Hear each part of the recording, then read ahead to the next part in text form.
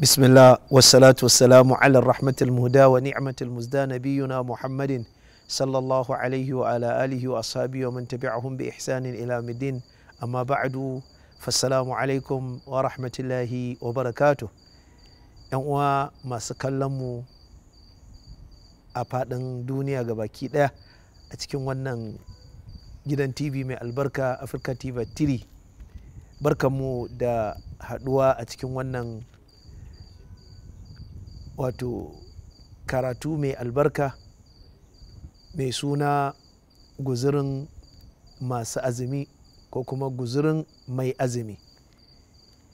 Mai azumi yana buƙatan ya san ababai da yawa wanda zai zama sa guzuri a rayuwarsa ta duniya da kuma lahira, saboda azumi ibada ce kamar yadda Allah maɗaukaki ya fallanta ta akan wannan al'umma ta manzan Allah sallallahu alaihi wa alihi wa sallam. Allah maɗaukaki ya ce kutiba alaikumus siyamu kama kutiba alal ladina min qablikum la'allakum tattaqun ya ayyuhal ladina amanu kutiba alaikumus siyamu kama kutiba alal ladina min qablikum la'allakum tattaqun. Ya ku waɗanda suka yi imani, an wajabta azumi a kanku kamar yadda aka wajabta ta ga waɗanda suka shuɗe gabaninku don ku samu takawa. To daga cikin guzurin mai azumi a cikin wannan wata mai albarka watan ramalana shine takawa. Allah maɗaukaki ya nuna mana cewa azumi yana gadar da takawa ga duk mutumin da ya yi sa domin Allah, kuma ya bi karantarwa manzan Allah sallallahu alaihi wa sallam a cikinsa zai samu takawa. Allah zai yadda da shi, kuma Allah zai ɗaukaka darajarsa a duniya, kuma Allah zai ɗaukaka darajarsa a lahira. Manzan Allah sallallahu alaihi wa sallam ya karantar da mu wato girma da falala na wannan azumi. Shi yasa ya ce man sama ramadana imanan wa ihtisaba ghufira lahu ma taqaddama min dhanbi. Duk wanda ya azumci watan ramalana yana mai imani da Allah cewa Allah ne ya fallanta ta ga al'umman manzan Allah sallallahu alaihi wa sallam, wa ihtisaban kuma yana neman lada a wurin Allah, cewa azumin nan da yake yi ba yana jin zafi a zuciyarsa ba ce, a'a yana jin daɗi saboda ibada ce, yana ƙara masa kusanci zuwa ga Allah, to Allah ya gafarta masa duk abin da ya shuɗe na laifuffukansa. Wannan yana nuna maka falala na wannan wata da kuma wannan azumi mai tarin albarka, azumin watan ramalana.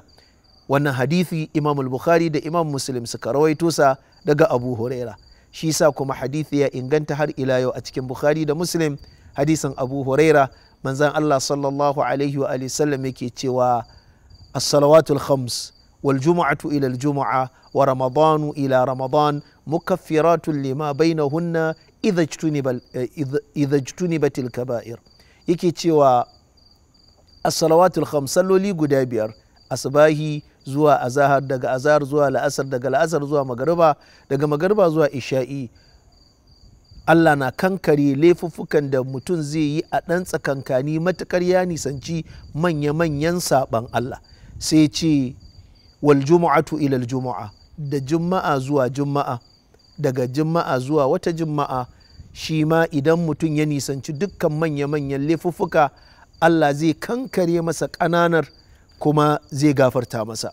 Sai ce wa ramadanu ila ramadan, haka kuma daga watan ramalana zuwa watan ramalana, shekara kenan, mukaffiratun lima bainahun.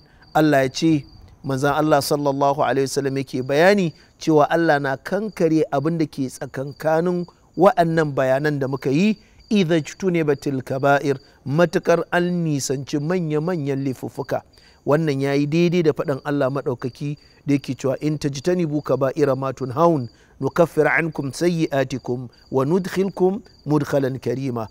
Idan kuka nisanci manya-manyan laifuffukan da aka hana ku aiwatar da su, hana ku aikata su a rayuwarku, wato a matsayinku na musulmi, Allah sai ce nukaffir ankum sayyi'atikum, ƙananan zanabanku Allah ce zan kankare muku su, wa nudkhilkum mudkhalan karima, kuma idan kuka mutu a haka Allah ce zan shigar da ku mashiga mai karamci.